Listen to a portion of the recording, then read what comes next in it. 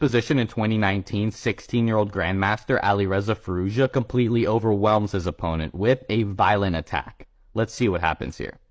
So in the game, the opponent just played knight to c5 in order to defend the bishop.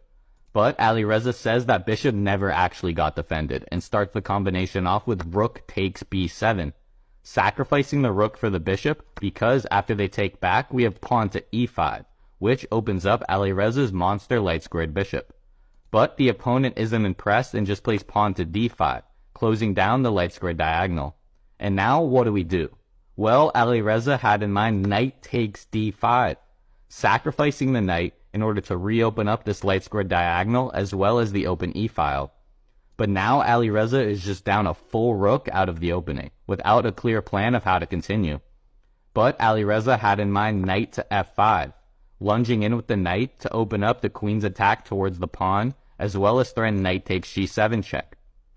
But the opponent just defends by castling, and now Alireza wins the pawn, but he's still down a full rook. And the opponent decides to continue with bishop to c5, developing the bishop and telling Alireza, please just take my knight so I can trade queens and we can have a balanced game.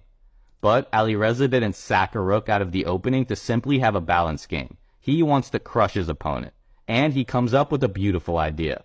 He realizes he has queen to g4, which threatens checkmate. But before playing that, he plays the beautiful pawn to b4. This is a pawn sacrifice that attacks the strong bishop on c5. And if you take the pawn, now we have queen to g4 and we're threatening checkmate and the bishop. So the opponent doesn't take and just plays bishop to b6. But now we play queen to g4, threatening checkmate, and the opponent defends with pawn to g6. And now what do? The opponent just stopped checkmate and our bishop is hanging. And it looks like the perfect time to just take the knight and give up on the attack and have a balanced game. But that's not what Alireza does. He continues with pawn to e6, pushing the pawn forward to try to shatter the king's defenses. Also, this move opens up the dark square diagonal for the bishop to come to b2. And you can't take this bishop because then there's knight to e7, which forks the king and the queen.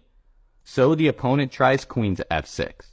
But now Alireza keeps on pushing forward with pawn to e7, attacking the rook to chase it away from guarding the f7 square. And after it moves, Alireza finishes it off with bishop takes f7, sacrificing the bishop because if you take with the queen, then there's knight to h6 check, which wins the queen. And if you take with the king, now there's the sneaky queen to c4, and after queen to e6, queen takes e6, checkmate.